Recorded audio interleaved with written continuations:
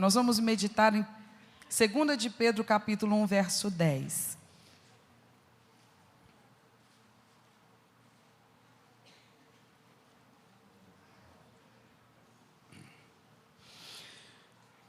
Portanto, irmãos, procurai fazer cada vez mais firme a vossa vocação e eleição, porque fazendo isto, nunca, jamais tropeçareis. Vamos ficar nesse texto hoje. Vamos orar então, clamando a Deus que fale conosco. Pai, em nome de Jesus, ministra a nossa vida agora, libera a tua rema, a tua palavra revelada, Senhor, que realmente trabalhe na nossa vida, na estrutura da nossa mentalidade, do nosso comportamento, do nosso caráter, porque a nossa vida pertence agora ao Senhor, somos propriedade do Senhor, então é do teu direito nos moldar, nos transformar, nos edificar de uma tal forma, que a glória do Senhor reflita através da nossa vida. Nos colocamos diante de Ti agora, com a humildade que cabe a verdadeiros servos de Deus, e te pedimos, fala conosco, Deus, não, ó Deus, para nos distrair ou para satisfazer curiosidades, mas fala para transformar nosso jeito de ser, nosso jeito de viver, para que em tudo o Teu nome seja exaltado, em nome de Jesus, amém. Graças a Deus. Por favor, senta no seu lugar.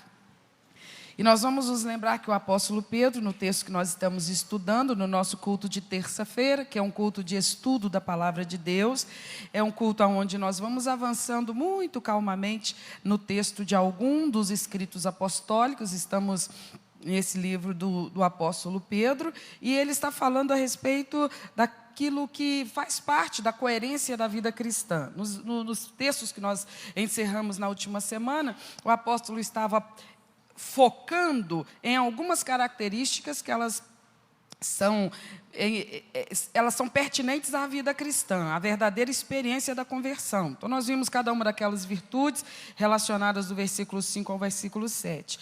Aqui no versículo 9, que nós vimos semana passada, ele enfatiza qual que é o drama da pessoa, do cristão, que não busca desenvolver essas virtudes.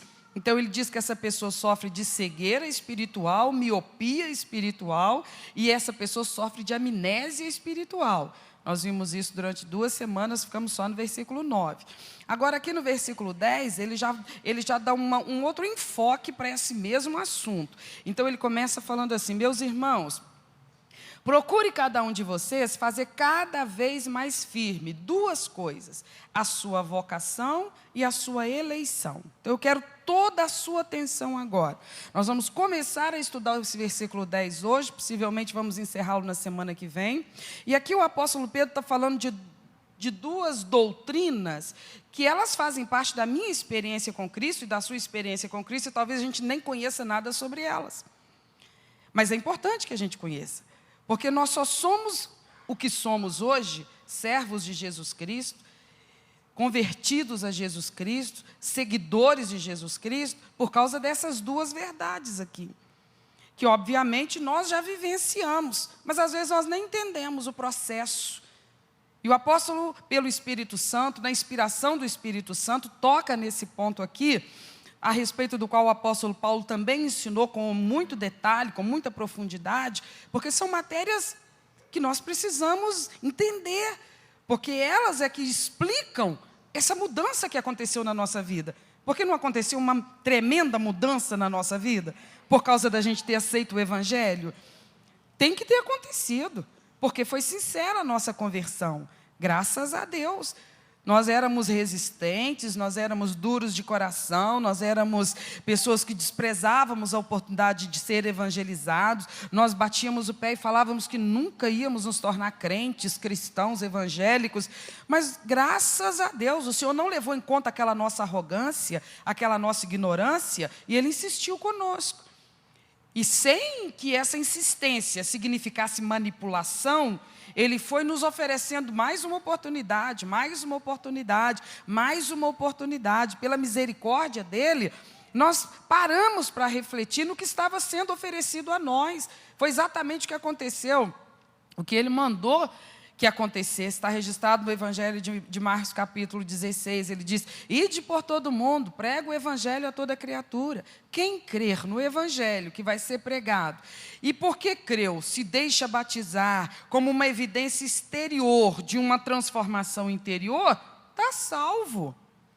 Ide por todo mundo, levando uma preleção, uma pregação, uma explicação do Evangelho. Vai a todos os ouvidos e leva palavras. Pregação é palavra. Pregação é discurso, é explicação, é o uso dos instrumentos verbais para explicar uma verdade, antes não conhecida, não observada, não vivenciada. Jesus falou para os discípulos, Ele deu essa missão para aqueles que já são discípulos. Vai e anuncia o Evangelho, apresenta o Evangelho, explica a verdade bíblica para as pessoas. As pessoas vão estar diante de você, elas vão escutar o que você está falando. Elas têm a capacidade auditiva, então elas vão ouvir palavras. Elas vão ouvir enquanto você ministra palavras a respeito do meu Evangelho. Esse é o momento do milagre, esse é o momento do novo nascimento, esse é o momento da regeneração, esse é o momento da libertação. Esse é o momento que cadeias são quebradas. Esse é o momento que a cegueira espiritual é banida. Esse é o momento que a luz entra e as trevas saem da mentalidade da pessoa. A pessoa que até esse momento ela descrevia a si mesma não como um ateu, mas como uma pessoa que tem capacidade de ter fé. Mas no entender dela, não importava o objeto da fé. O importante era ter fé. O importante era não ser um ateu. O importante era não ser um incrédulo. No que se cria, pouca diferença fazia. O importante era a sinceridade da fé, a genuinidade da fé. Para que objeto essa fé estava direcionada, não era relevante. Nós imaginávamos que podia escolher. Havia uma multiplicidade de opções, de religiões, de divindades, de crenças. Qualquer um está bom. Qualquer um Deus, qualquer uma divindade, qualquer uma religião. O importante é ter uma. Porque quem tem fé em alguma coisa. Tem fé em alguma força, em algum poder, em alguma realidade sobrenatural. Então é importante ter fé. É importante para o bem-estar da alma, da mente. É importante para a pessoa não desesperar na hora de uma adversidade. Esse era o nosso conceito. Nós achávamos que o valor total estava na capacidade de crer. E então, até que o Evangelho fosse pregado aos nossos ouvidos, nós não entendíamos que aquela podia ser uma fé muito sincera, mas muito sincera e até grandiosa. Mas se ela estava direcionada para o objeto errado, inapropriado, ela não produzia para conosco o efeito para o qual a fé existe. Porque a fé genuína, ela tem um propósito. Deus criou o homem com essa capacidade de ter fé, de crer. Mas isso é para um objetivo pré-determinado por Ele. É para que essa fé nos leve a esse encontro com Deus que os nossos olhos físicos ainda não viram, que o nosso tato ainda não percebeu, que a nossa audição não ouviu a voz dEle propriamente até hoje. Mas você está vendo a certeza que há no coração de que Deus existe? Ele é o nosso Deus, Ele está aqui nessa noite, Ele está na nossa vida, nós cantamos e Ele recebe nosso louvor, nós oramos e Ele ouve a nossa oração. O que nos dá essa certeza? A fé. A fé que agora, para a misericórdia de Deus, pela misericórdia de Deus, encontrou o objeto certo. Porque o escritor, o apóstolo vai escrever e vai dizer aqui: tudo precisa concorrer para que a nossa fé chegue a Cristo. Por quê? Porque Cristo é o autor e o consumador da nossa fé. É Ele que nos fez, no ato da família divina, de criar a espécie humana, Ele nos fez com essa capacidade de crer, para que um dia nossa alma pudesse voltar para Ele mesmo, já que na queda nos distanciamos dele. Então, o fundamento ou a finalidade da capacidade de crer que ele plantou em nós é nos levar de volta para ele. Não era ter essa capacidade de crer para, no final das contas, nos distanciarmos cada vez mais dele, indo na direção de deuses que deuses, na verdade, não eram. Então, nós estávamos perdidos na nossa fé. Trágico, né? Tínhamos muita fé, mas estávamos perdidos, porque ela estava direcionada para o objeto errado. O que podia consertar isso? O que podia reverter essa tragédia? Quando a verdade do Evangelho fosse recebida por nós. Para ser recebida por nós, ela teve que ser anunciada a nós. Por isso Paulo vai escrever aos Romanos, e ele diz assim: como ouvirão se não há quem pregue? Como é que eles vão ouvir o Evangelho se ninguém anunciar o Evangelho? Graças a Deus, alguém anunciou o Evangelho para mim, alguém anunciou o Evangelho para você. Glória a Deus, eu estou anunciando o Evangelho para alguém, você está anunciando o Evangelho para alguém. Por que a obra de Deus nunca cessa na face da terra? Porque a voz que anuncia o Evangelho nunca vai se calar na face da terra. Quando um pregador, um ganhador de almas descer à sepultura, a voz que prega o Evangelho não se cala, porque ele se foi, mas os dons com os quais ele serviu a Deus permanecem na terra, porque os dons não morrem com o pregador, os dons não são do pregador, os dons são do Espírito Santo, e ele não morre, e ele não se ausenta da terra, e ele reparte dons com outras vidas, que ele vai separando, que ele vai preparando, que ele vai usando. Amém, meus irmãos? Mas esse momento é justamente do que Pedro está falando. Ele está falando que houve um momento na minha vida, na sua vida, que foi o momento que nós recebemos o nosso chamado para a salvação. No momento em que o Evangelho foi anunciado aos nossos ouvidos, de uma maneira como nunca antes. E eu sei que eu estou falando para pessoas que estão na igreja evangélica desde a infância, como eu, por exemplo.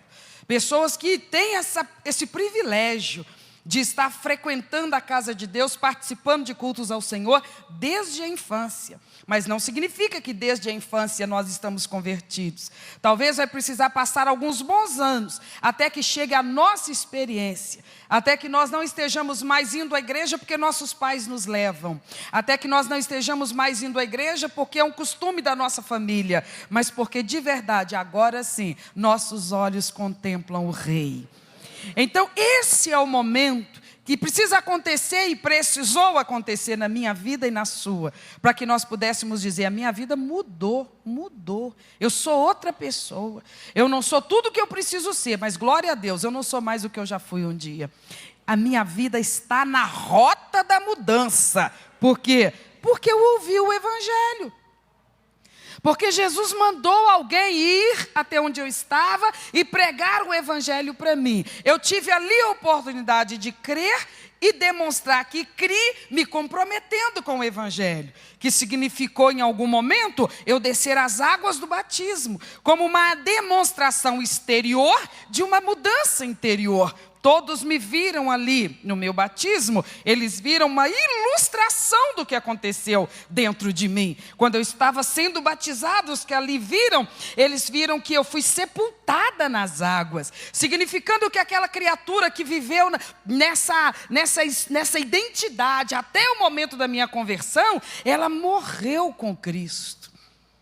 Mas não chorem, porque não permaneci morta. Daí a pouco o pastor me emergiu das águas e eu ressuscitei com Cristo para uma nova vida. O batismo foi uma ilustração que todo mundo pôde assistir no dia do meu batismo, do seu batismo. E aquele nosso batismo anunciou àquelas pessoas que a nossa vida estava começando. Uma nova vida começando para nós. Isso só foi possível, e tudo que dali por diante tem ocorrido na nossa experiência cristã, só é possível por causa desse momento em que o Evangelho foi anunciado e nós demos uma atenção diferenciada naquela vez. Você vai observar que muito, ou talvez a maioria absoluta de nós aqui, o Evangelho foi nos apresentado repetidas vezes. e nós rejeitamos, e nós não aceitamos, e nós nos recusamos a receber Jesus Cristo como Senhor e Salvador da nossa vida, porque nós estávamos enganando a nós mesmos. Nós dizíamos: eu não preciso aceitar Jesus, eu já sou de Jesus. Não era isso que nós dizíamos? Alguém dizia isso? A gente era meio arrogante, né? Mas a nossa arrogância, ela era explicada pela ignorância. Por quê? Porque de verdade, a gente tinha fé em Jesus Cristo. Só que não era só nele. Era nele mais alguém. A gente cria nele também. Não era assim? Não é que nós não tínhamos fé em Jesus Cristo. Nós tínhamos. Mas não era suficiente. Jesus não era suficiente. Nós tínhamos que ter outros nomes também. Nós também reverenciávamos outras divindades. E então alguém pode dizer: ah, mas quanto mais melhor. Não? Não, porque essa é a teologia falsa, é a teologia errada, é a teologia da idolatria. A palavra diz que há um só mediador entre Deus e os homens, e o nome dele é Jesus Cristo. Então não era uma coisa inofensiva eu crer em Jesus e crer em outras divindades, eu crer em Jesus e ser devota de outras divindades. Isso pode parecer uma coisa assim aceitável, mas estava contrário ao ensinamento da palavra.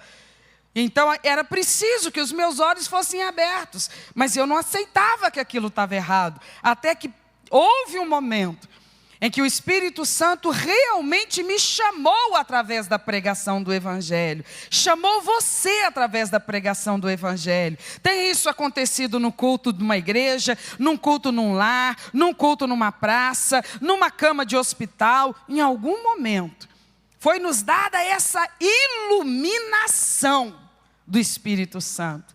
E nós ouvimos o Evangelho e dessa vez nós não trancamos a porta do nosso coração.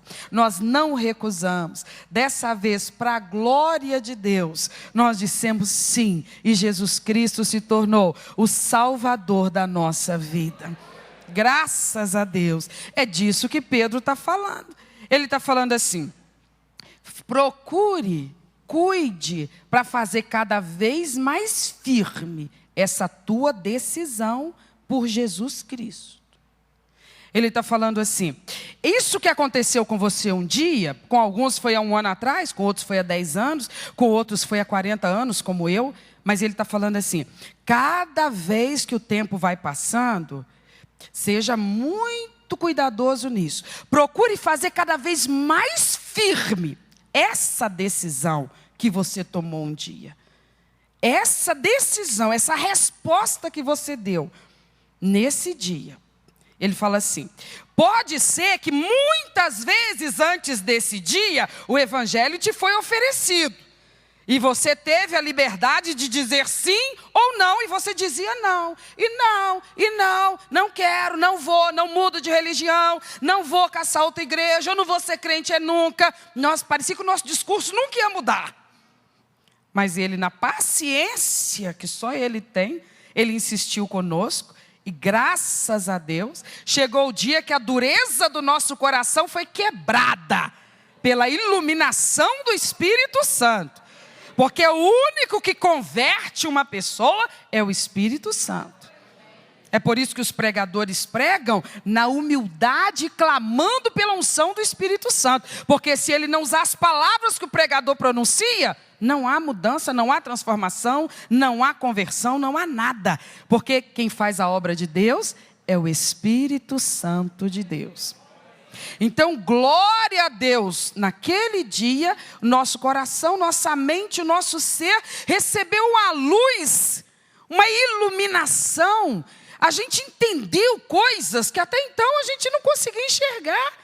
Quando falavam do Evangelho para nós, a gente ficava irritado. A gente ficava, com sentimento de desprezo. A gente ficava querendo brigar, querendo falar mal dos crentes. Mas nesse dia da nossa conversão, foi totalmente diferente. Realmente, ele iluminou o nosso ser interior. As trevas não conseguiram mais nos enganar. As trevas não conseguiram mais nos manter entorpecidos, endurecidos e rebeldes diante da palavra. Naquele momento, pelo poder do Espírito Santo, a nossa mente, sem nenhum profundo conhecimento de Bíblia, aliás, sem conhecimento nenhum de Bíblia, mas naquele momento, sem pré-requisito nenhum, Nós não estávamos procurando salvação. Nós não estávamos querendo mudar de vida. Nós não estávamos achando que íamos parar nos quintos dos infernos. Nós não perdíamos o sono com essas coisas. Mas aconteceu um milagre maravilhoso. Ele clareou a nossa mente, o nosso ser, e nós conseguimos compreender a urgência de nos unir a Jesus Cristo. E tomamos essa decisão por obedecer a esse mover do Espírito Santo dentro de nós. Ainda que Ele naquele instante nos iluminou, nos favoreceu para que nós enxergássemos o que até então nós não tínhamos enxergado, mas Ele não nos forçou. Mesmo com essa manifestação extraordinária dele dentro de nós, mediante a pregação, Ele não decidiu por nós. A decisão foi de quem? Foi nossa. Por que nós dissemos naquele dia sim para o Evangelho, sim para Jesus Cristo? Porque essa foi a resposta que nós demos ao chamado que estava sendo feito a nós. O Evangelho naquele dia veio para nos salvar. E poderia de novo não ter nos salvo, mesmo com tanta iluminação. Nós poderíamos ter pesado tantas coisas na balança e dito, como a gente ouve pessoas dizerem, mas eu não consigo largar minha cervejinha, mas eu não consigo largar minha dança, mas eu não vou, como é que as pessoas vão me ver? Mas eu vou perder meus amigos todos, mas a minha família vai romper comigo.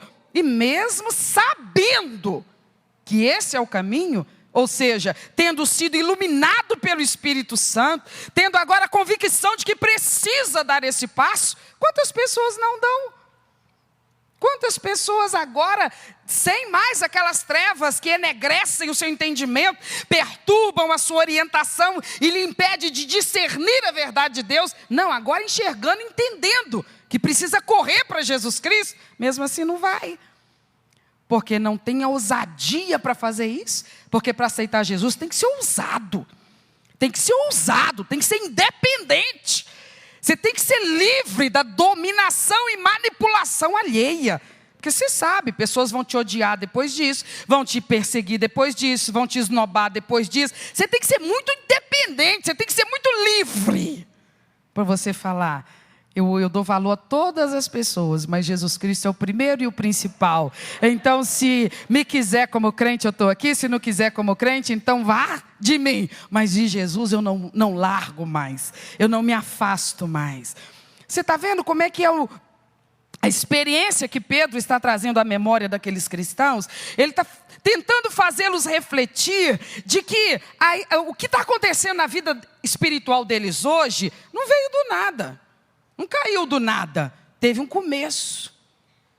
E segue para uma conclusão, segue para uma completude. Mas tudo só vai chegar lá porque teve um começo. E esse começo precisa ser protegido, preservado, poupado. Ele fala mais ainda, ele diz assim, tem que ser confirmado. O que eu fiz naquele dia, o que você fez naquele dia, ninguém nos manipulou para isso, nem o Espírito Santo. Ah, mas quando Ele ilumina, é a tal da graça irresistível. A pessoa, mesmo que ela não quer, ela vai. Não é assim. Tanto não é que tem gente que foi iluminado, já entendeu que precisa se render a Cristo e mesmo assim não se rende. Porque, na verdade, ainda que Ele nos favoreça com essa iluminação, que nos faz finalmente entender que a nossa fé, sincera como é, está desperdiçada em deuses que deuses não são. Ele espera que nós, nesse momento, digamos assim, o Senhor está me chamando para a salvação. Hoje eu estou recebendo o meu chamado. Meu pai recebeu um dia, minha mãe recebeu um dia, meus avós receberam um dia, meus irmãos, meus filhos, meus vizinhos, meu colega de trabalho, o evangelista que pregou para mim um dia foi o dia dele, mas hoje é o meu dia. Hoje a minha alma está sendo chamada para a salvação, está sendo chamada para receber Jesus e confessar Jesus como agora o único que eu vou adorar, o único que eu vou servir, o único. Ah, mas isso é negligenciar os deuses que cuidaram de você até agora.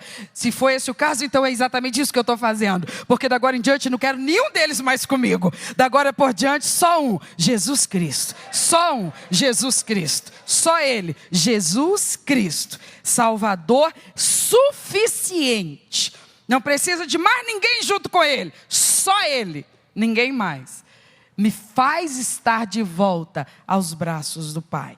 Pedro está conversando com aqueles cristãos e dizendo, como se ele estivesse assim, numa sala, individualmente, conversando com crente por crente. Lógico que não era. Ele está falando com a coletividade, mas era para ser recebido assim. Faz de conta que essa pregação é só para você.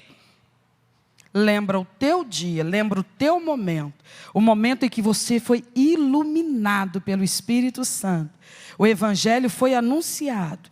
E a sua consciência conseguiu perceber que você necessitava de salvação. Só há um Salvador. Você podia dizer sim ou não àquele chamado. E você disse?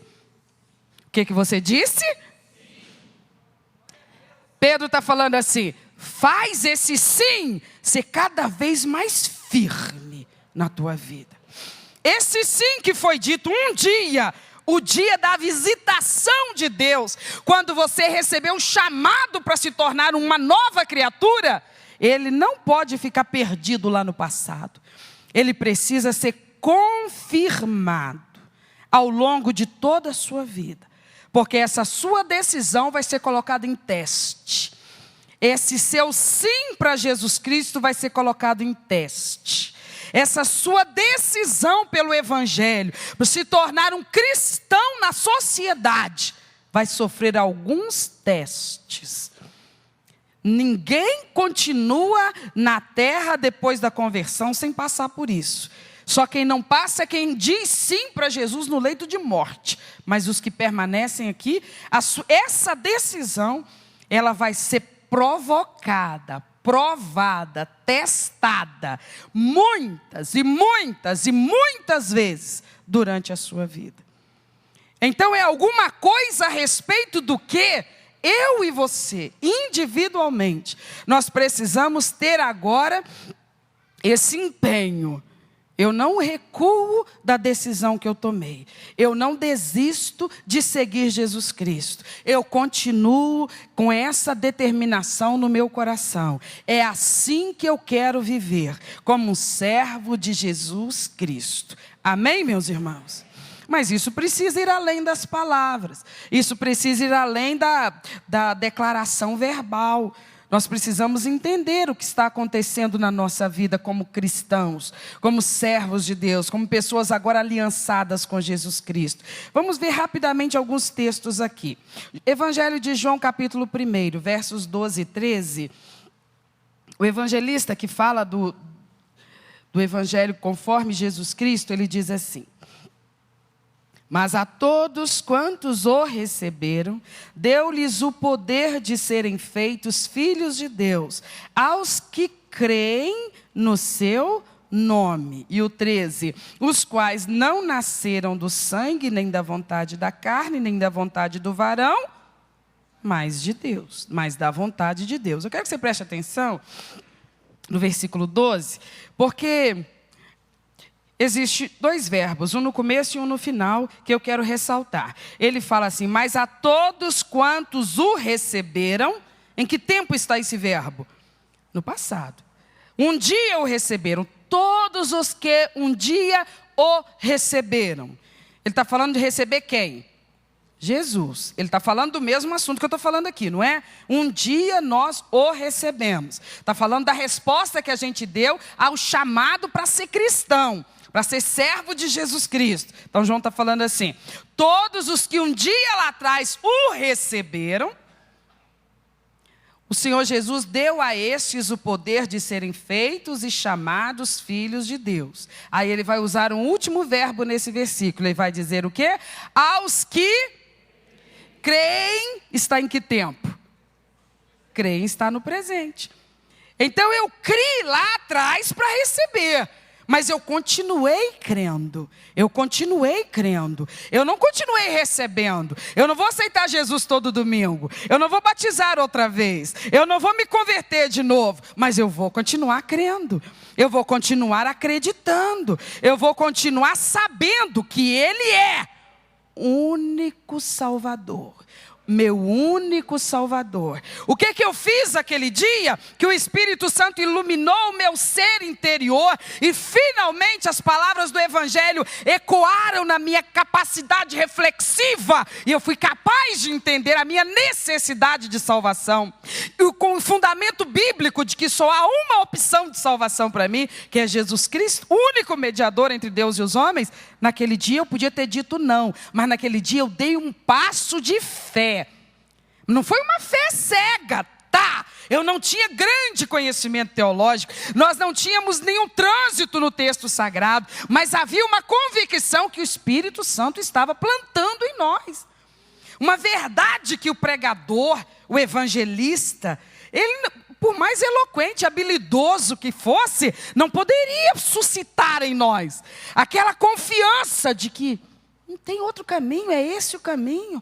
Eu não posso mais protelar isso, eu não posso mais adiar isso. Eu tenho que ir correndo para Jesus, eu tenho que me aliançar com Ele. Eu tenho que fechar aqui agora um pacto, um acordo perene com Jesus Cristo. Eu fiz isso, movido por essa convicção. Convicção de quê? De que Jesus Cristo é o Salvador que eu necessito. Porque naquele dia que o Espírito Santo, pelo Evangelho, nos iluminou para a salvação, nos chamou para a salvação, Ele nos mostrou duas verdades fundamentais. Eu estou perdido. A gente não sabia que estava perdido. A gente não se sentia perdido. A gente não vivia, sabe, com a cabeça quente por causa da nossa condição de perdidos. Nós estávamos alienados a respeito disso. Achávamos que a nossa vida era comer, beber, dormir, levantar, trabalhar, passear, brigar dentro de casa, fazer as pazes depois, né? Corrigir menino, cuidar de marido, cuidar de esposa. Nós achávamos que a vida era esse monte de tarefas. Nós não sabíamos que a vida é uma oportunidade que vai durar para alguns anos, para alguns algumas décadas, em algum momento vai cessar, mas é o tempo da oportunidade de quando ela acabar, nós termos garantia da vida eterna com o nosso Criador. Nós não sabíamos de nada disso, que nós precisávamos de salvação. E outra coisa, nós não sabíamos que para livrar-nos da condenação eterna, somente Jesus. Não adiantava tanta fé igual a gente tinha, mas se ela estava direcionada para outros nomes, a nossa situação estava inalterada. Perdidos. Enquanto não fechássemos com Jesus e apenas Jesus, renunciando a tudo mais, toda a nossa capacidade de crer, voltada só para Ele. Mas por que Jesus? Porque o Espírito naquele dia, pela pregação do Evangelho, nos fez entender quem é Jesus Cristo. Jesus Cristo, que aquelas pessoas que conviveram com Ele na terra nos anos da sua encarnação, viam como apenas um homem, como apenas um judeu, de fraca presença, não tinha uma altura espetacular, não tinha uma robustez espetacular, não era um homem de fortuna espetacular, não era um homem de grande sabedoria conquistada nas cadeiras universitárias, não tinha um diploma sequer. Então todos ouviam, por vezes cansado, por vezes suado, por vezes sedento, por vezes faminto. E o que os que ouviam podiam imaginar? É apenas um homem, gente. A não ser naqueles momentos em que aquele mero homem se colocava de pé na beirada de um barco e ordenava a tempestade que ela sossegasse e a coisa acontecia imediatamente. Aí eles pensavam, como assim? Homem mandando na natureza. Ele mandou o vento parar de soprar forte. E o vento parou. Ele mandou o leito do mar sossegar, as ondas baixarem, E elas ouviram. E elas obedeceram. Aí eles ficavam em crise, pensando, mas ele é apenas um homem, suado, cansado, sonolento, faminto, sedento, suportando injúrias, perseguições e ameaças. Mas quando ele manda, o mar obedece. Quando ele manda, o vento obedece. Quando ele manda, legiões de demônios, que não há arma na face da terra que detenha. Mas quando ele manda, legiões de demônios obedecem. Quando ele manda, a morte obedece. Ele ordena que a morte devolva aquele que já está em estado de putrefação, e a morte obedece. Então eles ficavam imaginando, o que é isso? E a maioria deles não soube. Quantas vezes o relato do Evangelho nos diz que ele foi ameaçado de morte por uma única razão, porque ele dizia que era filho de Deus. Mataram ele por causa de uma verdade que ele dizia, mas que eles não conseguiam enxergar. Eu e você pensávamos o que de Jesus Cristo? No tempo da nossa fé extensa, gigantesca, mas que acreditava em Jesus Cristo, e abria precedente para acreditar em tantas outras divindades. O que era Jesus para nós então? Só mais um. Nivelado com todos os outros santos das nossas devoções. Nós não sabíamos quem é Jesus Cristo. Por isso é que nós tínhamos essa confusão de mente. E imaginávamos que era necessária a idolatria. A crença em deuses que nós nivelávamos com Jesus Cristo, e que na verdade nunca chegaram ao nível dele, porque deuses não são. A palavra diz que a ele foi dado um nome que está acima de todo nome, que ele governa sobre todas as estruturas criadas, que diante dele todo joelho se dobra e toda língua confessa que ele é Senhor. Essa confiança, essa convicção inundou o nosso ser no dia da nossa conversão. Iluminados pelo Espírito Santo, nós tivemos duas certezas básicas: estou terrivelmente perdido. E a outra verdade, Jesus Cristo me salva da perdição. Só Jesus, só Jesus, só Jesus. Aí o tempo vai passando, os anos vão passando, a gente conta, glória a Deus, 1 ano que eu aceitei Jesus. Glória a Deus, 5 anos que eu aceitei Jesus. Glória a Deus, hoje faz 10 anos que eu aceitei Jesus. Maravilha, olha só que bênção. Isso é tempo. A soma dos anos é soma de tempo. Glória a Deus. Depois daquele dia, quanto tempo Ele já tem me dado para dedicar a minha vida a Ele? Porque agora Ele é o Senhor e Salvador da minha vida. Mas ao longo desses anos, eu preciso prestar atenção em mim, sabe por quê? Porque Ele, os anos podem ir passando, Ele não muda. Ele é o que é, Ele não muda.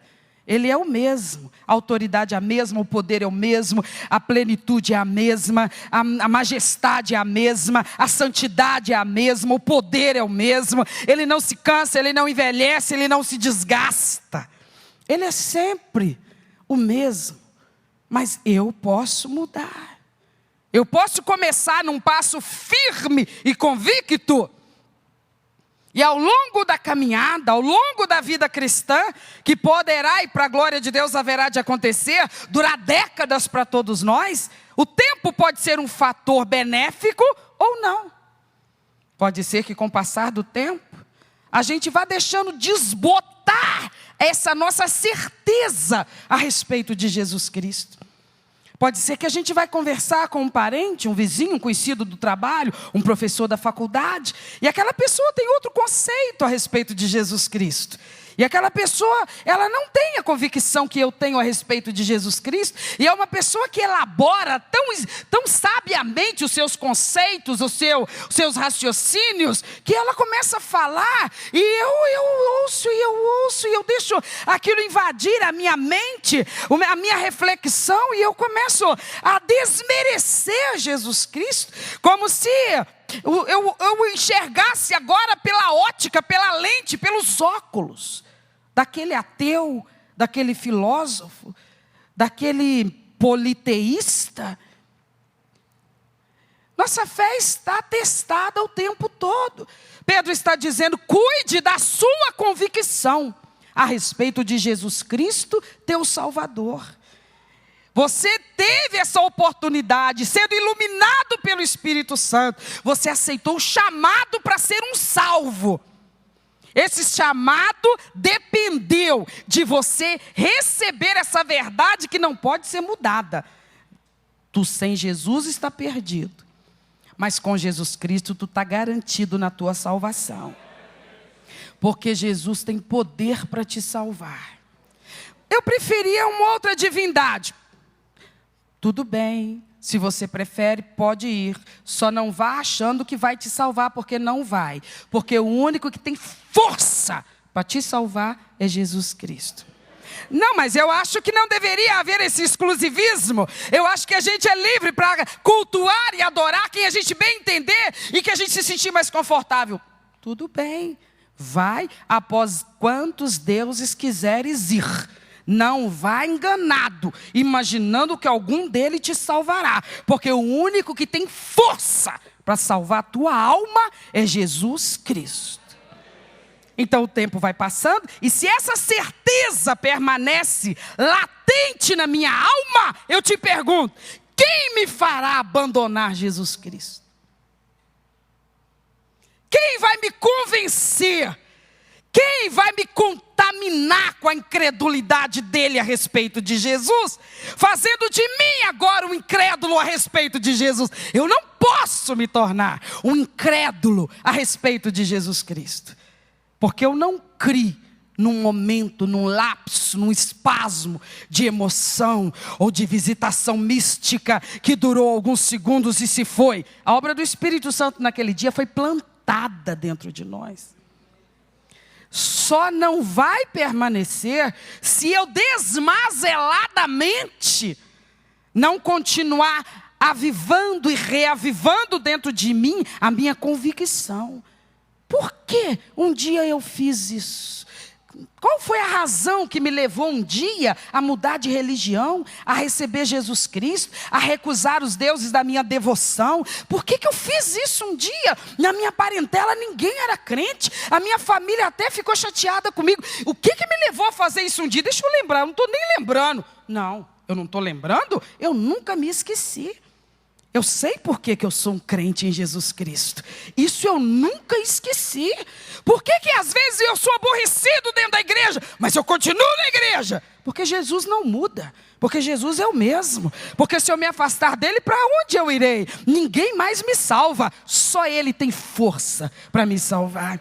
Pode ser que a minha liderança evangélica, ela me frustre, me decepcione, ela fale comigo, e isso vai me fazer sofrer severamente. Só não vai fazer eu perder a fé em Jesus Cristo, porque Jesus Cristo não muda. Ele é o mesmo, ontem, hoje e eternamente.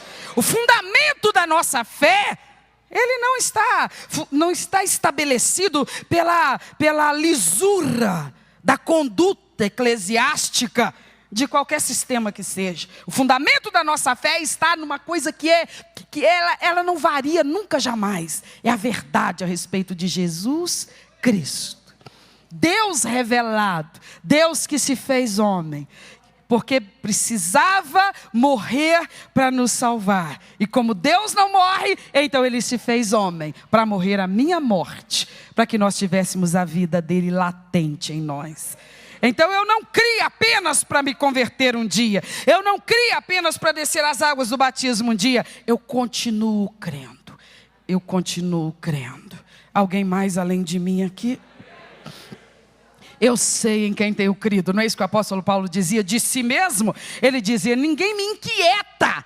Ninguém mexe com a minha convicção, ninguém abala as minhas certezas. Eu lido com mentalidades que vão para tudo quanto é lado, e eu respeito, porque se é assim pensam, é porque Deus assim dá o direito a elas. Mas o que há nelas não me contamina, não me contagia. Eu não perco 1 milímetro da minha convicção. Eu sei por que eu sou um crente.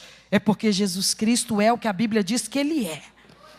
único, único, único, único, que salva a minha alma, que me coloca em contato com o Pai Todo-Poderoso, que muda a história da minha vida, o único que me liberta, o único que me mantém salvo, o único que me guarda no poder do seu sangue. Amém, meus irmãos? Jesus é tudo na nossa vida. Quando nós fomos iluminados para a salvação e aceitamos o chamado para a salvação, o apóstolo Pedro está dizendo, nós fomos vocacionados para a fé salvífica. A fé que produz aquilo para o qual a fé foi criada por Deus. Produz salvação. Por quê? A palavra diz assim, quando o escritor aos Hebreus quer definir a fé, ele diz, a fé é a certeza de alguma coisa que eu ainda não vejo. É a prova de uma coisa que eu não estou vendo. A fé é a convicção inabalável, plena, imutável, convicção de uma coisa que os meus olhos não veem. Então eu tenho essa convicção a respeito de Jesus Cristo. Sem isso, nós não conseguimos de verdade viver essa vida cristã crescente, progressiva. Enquanto esse assunto estiver em discussão, em aberto, nós ainda estamos estudando esse assunto, nós não vamos realmente nos dedicar à vida com Cristo. Enquanto isso não for a minha verdade, talvez você olhe e fale, nossa, eu queria ter a fé desse pregador. Não, você tem que ter a tua, porque a que eu tenho é a minha. Glória a Deus, é a minha fé. Você tem a tua. E a minha fé me sustenta.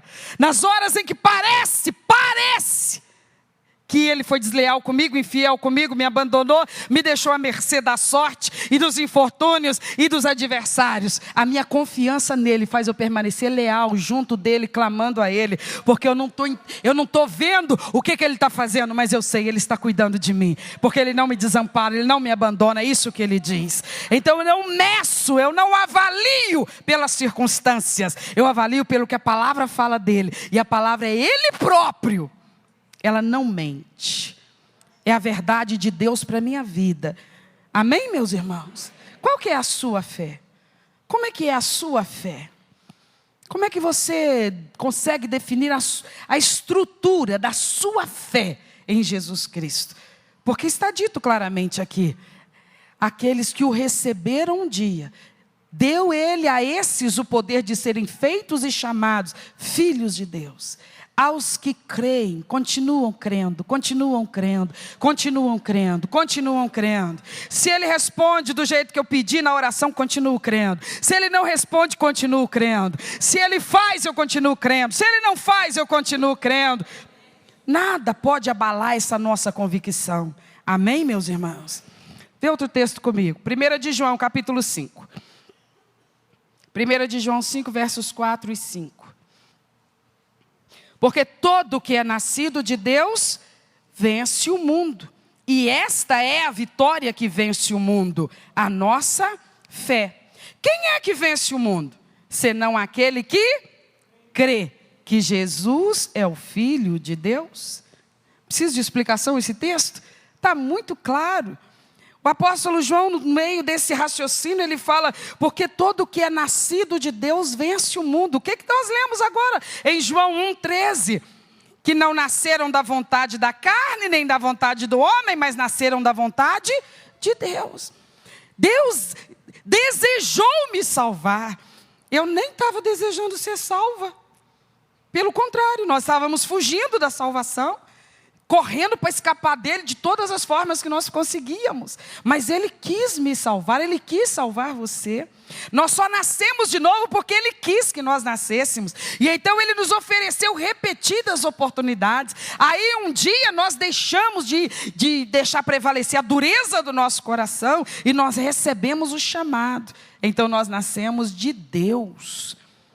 A vontade de Deus executada na nossa vida. Nós temos agora essa experiência de salvação. Aí João está falando assim, o que é nascido de Deus derrota o mundo. Derrota o mundo, olhe para mim. Por que o mundo precisa ser derrotado? O que está implícito aqui? Uma guerra. Uma guerra. Eu agora estou em guerra contra o mundo.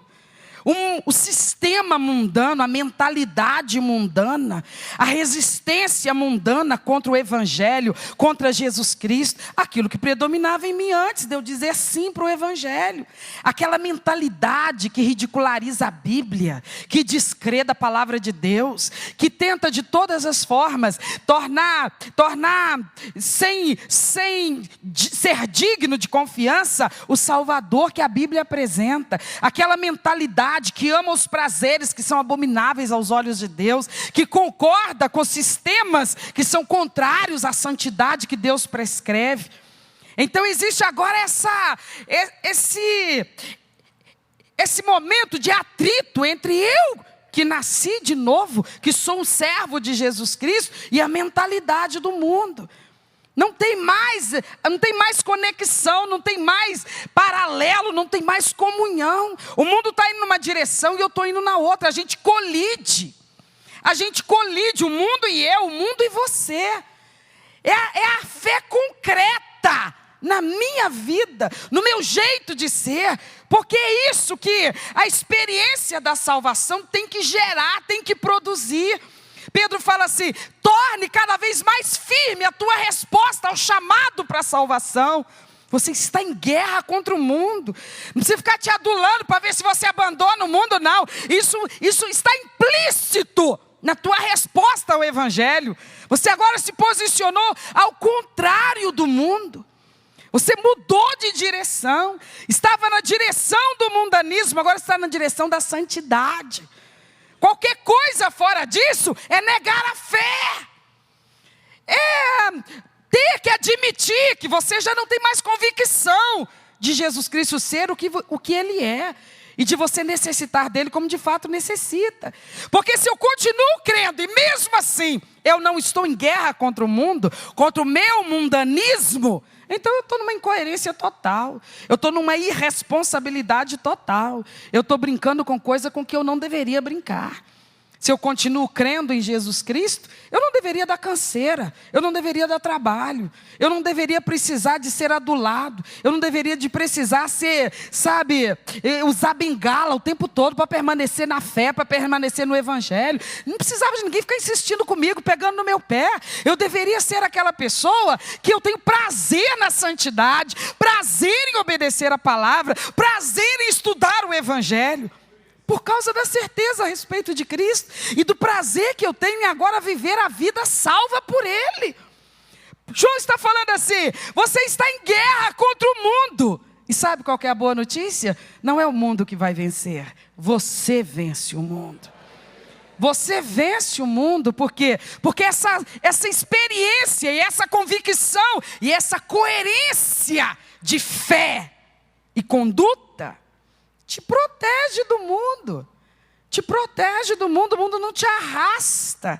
O mundo tem seu poder de sedução? Tem. O mundo só usa iscas saborosíssimas, é verdade. Mas você não pode mais ser enganado pelo mundo. Porque você sabe qual que é o fim dos caminhos que o mundo propõe. O fim é estar cada vez mais longe de Deus. O fim é a perdição eterna. O fim é chegar num ambiente eterno, onde essas coisas saborosas que o mundo oferece não vão estar lá. Lá só vai ter choro e ranger de dentes, por uma eternidade sem fim. Amém, meus irmãos? Então nós estamos em guerra contra o mundo. É o que João está supondo, que todo crente que tem essa consciência de quem é Jesus para ele, ninguém precisa adular esse crente. Ninguém precisa ficar, falando, pelo amor de Deus, como é que é o negócio? Você voltou a tomar cerveja? Como assim? Não. Voltou mesmo? Voltei. Antes de converter, você era chegado? Entornava demais da conta. Por que você largou quando você converteu? Nossa, meu Deus, eu tinha até vergonha de lembrar o que eu fazia. E agora você está voltando? Estou voltando. Me ajuda. Te ajudar? A quê? Te ajudar em quê? O que você quer? De verdade. Você já conhece os dois caminhos. O que você quer? Não tem ninguém te amarrando na cadeira, arreganhando a sua boca e entornando esse trem na sua goela. É você que faz isso. É você que vai lá e compra. É você que abre a latinha, escuta o chiadinho dela e entorna aquilo tudo goela abaixo. É você. Você está querendo ajuda para quê? Não, fala a verdade. Fala a verdade, a verdade. Se só está nisso, porque é isso que você quer. Qual que é o poder da cerveja? É o poder que você dá para ela. Qual que é o poder da droga? É o poder que você dá para ela. Qual que é o poder da promiscuidade? É o poder que você dá para ela. Qual que é o poder de Jesus Cristo na sua vida? É o poder com que você olha para Ele como uma prioridade na sua vida. Eu estou sentindo que o Espírito Santo já está chegando ao limite da paciência dele com a fazeção de hora que os crentes estão com a sua oportunidade de salvação. Porque o que nos importa não é ser feliz, é estar salvo. O que nos importa, meus irmãos, é agradar Jesus Cristo. Ele morreu por nós. Ele não veio para a terra para ser feliz, foi? Não, ele veio para morrer por nós. Ora, não seria querer muito se ele encontrasse em nós a disposição de morrer por ele. Seria minimamente justo. João está supondo que eu desejo vencer o mundo. Ele está considerando que a lógica é essa. Que eu amo a santidade, porque agora eu sei quem é Jesus, porque eu recebi Ele no meu coração, porque por causa da presença dEle, eu agora estou em contato com o Santo dos Santos, o Deus Todo-Poderoso cuida de mim nessa terra. Eu vou trocar isso pelo quê? O que esse mundo oferece que valha mais do que isso? Sensações, espasmos, alucinações, orgulhos, vaidades, bens. O quê? Onde é que está a nossa inteligência? De permitirmos em nós mesmos essa fragilidade, essa inconsistência. Até quando nós vamos dar para nós mesmos essas desculpas para sermos assim? Irmãos, se comparar, o que Deus tem feito diante dos nossos olhos era para estar produzindo em nós um caráter excelentíssimo, uma fé robusta, uma autoridade espiritual, que o Espírito de Deus estivesse usando a nossa vida para quebrar correntes e grilhões que está prendendo muita gente em volta de nós. Mas nós não damos conta nem de nós mesmos. Abatidos o tempo todo, esgotados o tempo todo, lamuriando o tempo todo. O crente, o que mais faz da vida? Murmurar, murmurar, murmurar. A gente só reclama. A gente não enxerga, não discerne espiritualmente as investidas de Satanás contra nós. E se discerne, a gente encolhe todo cheio de medo e esperando que alguém venha orar em nosso favor e nos ajudar. Nós somos levantados por Deus para ser gigantes na fé, para vencer esse mundo e para pisar em Satanás, meus irmãos. Mas isso tem que ir não crescendo. Nós não podemos ficar capengando como estamos fazendo. Nós somos o povo do Deus Todo-Poderoso, o exército que Ele está treinando na face da terra. Ele tem tocado nossa vida, Ele tem falado ao nosso coração. Nós precisamos nos render inteiramente a Jesus Cristo. Quem é que tem condição de vencer esse mundo? Ninguém, a não ser os que de fato têm fé em Jesus Cristo Salvador. Se esses não vencerem, qual que é a explicação? João falou mentira? Porque ele falou, aonde há uma fé vibrante, sólida, poderosamente enraizada, não tem derrota contra o mundo.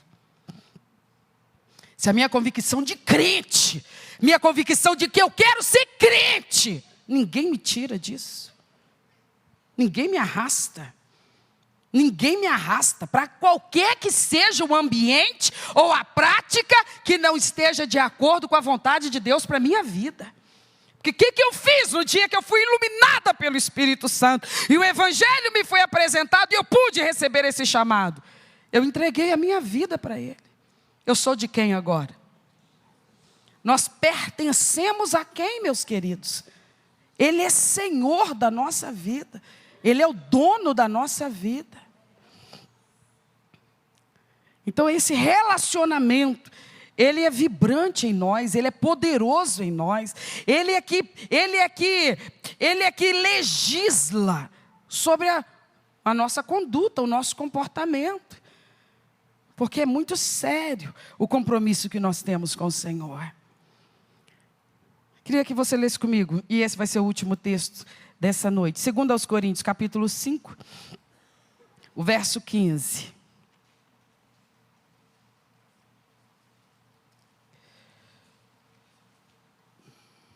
Segundo aos Coríntios, capítulo 5, verso 15. E ele morreu por todos, para que os que vivem não vivam mais para si, mas vivam para quem?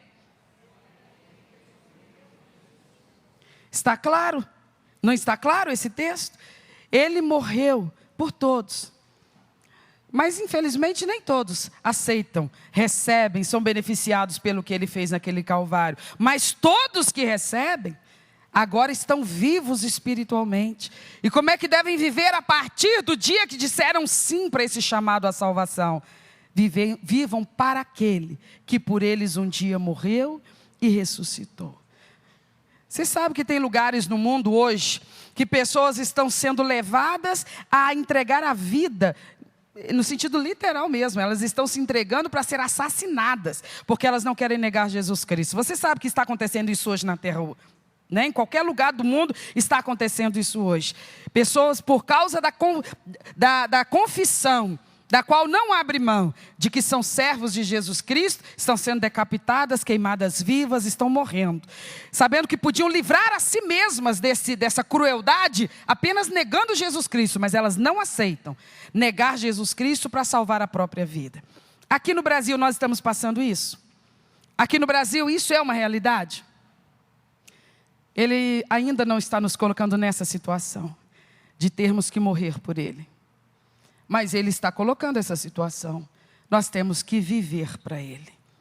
Não imagine que Ele está implorando isso. Não imagine que Ele está mendigando isso.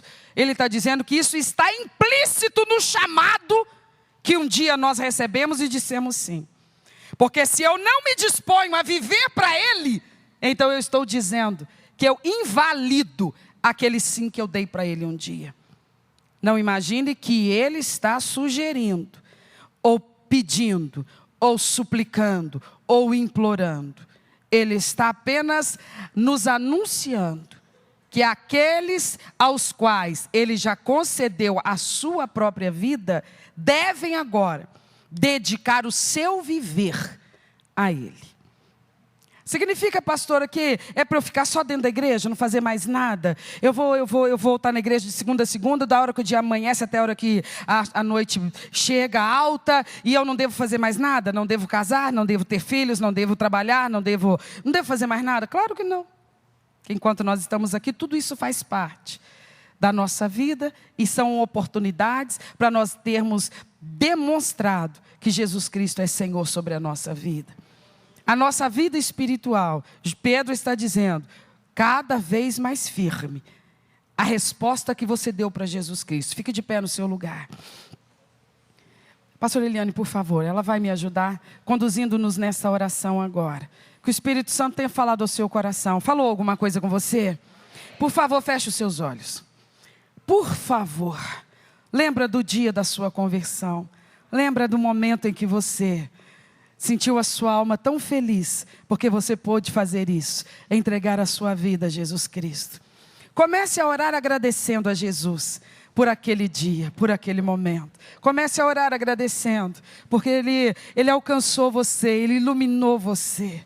Você sabe que você conhece muita gente que até hoje está nas trevas, até hoje está perdido, até hoje está naquele caminho onde você andava. Mas olha que maravilha, você Deus alcançou. Você Deus alcançou. É lógico que Ele agora quer usar você para tirar os que ainda ficaram lá.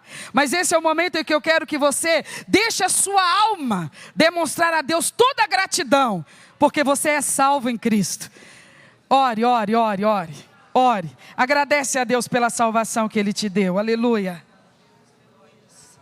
Santo Deus, poderoso Senhor, Tu estás presente aqui no nosso meio, ó Deus.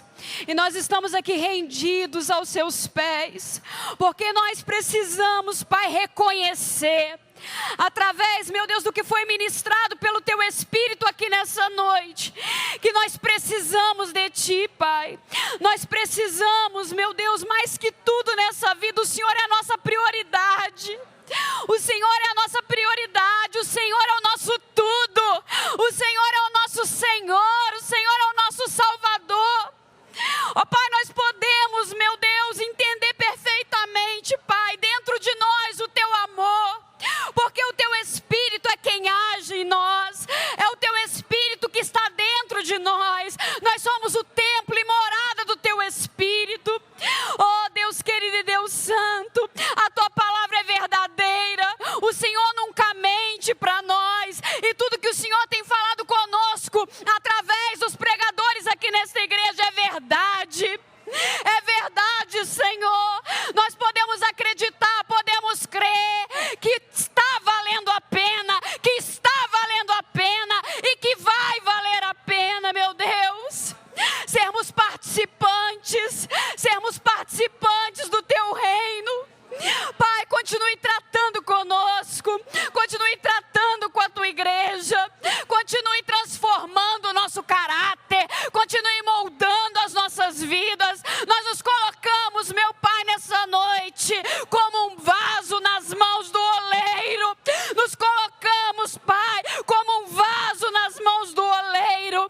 Quebra este vaso, Senhor, quebra este vaso, Senhor. Molda-nos segundo a Tua vontade, molda-nos segundo o Teu querer, molda-nos segundo o Teu caráter, em nome de Jesus. Como disse o apóstolo Paulo, não sou eu quem vivo mais, mas é Cristo quem vive em mim. E se Cristo vive em nós, precisamos demonstrar a presença de Cristo, a glória de Cristo na nossa vida, Senhor. Oh meu Deus, tem misericórdia de nós, Senhor. Nós somos tão falhos, somos tão pecadores, muitas das vezes somos tão indecisos, somos tão relutantes, somos tão indiferentes. Tem misericórdia da Tua igreja, Senhor. Tem misericórdia da Tua igreja, Senhor. Tem misericórdia de nós. O Senhor não está brincando conosco. O Senhor não está ministrando a Tua palavra para nos distrair ou para passar um mero tempo conosco, não.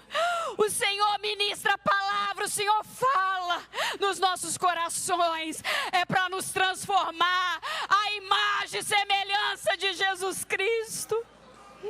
Oh Deus, tem misericórdia da Tua igreja e nos ajude a cumprir a Tua vontade, o Teu querer, o Teu propósito. Somos gratos ao Senhor por tão grande obra que o Senhor fez na nossa vida, pela salvação maravilhosa que foi conquistada naquela cruz. Somos gratos a Ti, Senhor. Muito obrigado, Jesus. Obrigado pela Sua disposição de se colocar como um servo obediente, se humilhou e foi obediente como uma ovelha muda até aquele matadouro, sem questionar, sem murmurar, sem reclamar. O Senhor entregou a Sua vida pela nossa salvação. E como retribuir isso, Senhor? O que darei eu ao Senhor por todos os benefícios que Ele tem me feito? O que a Tua igreja pode te dar, Senhor? E o Senhor responde. O Senhor respondeu para nós aqui nessa noite. Responsabilidade com a tua vida cristã. Responsabilidade com a sua fé. Lealdade. Lealdade ao Senhor e Salvador Jesus Cristo. Pai, Em nome de Jesus, nós te agradecemos por essa palavra tão abençoada. Que o Senhor continue ministrando no íntimo da nossa alma, no íntimo do nosso ser, para a glória e para a honra do teu próprio nome. Amém.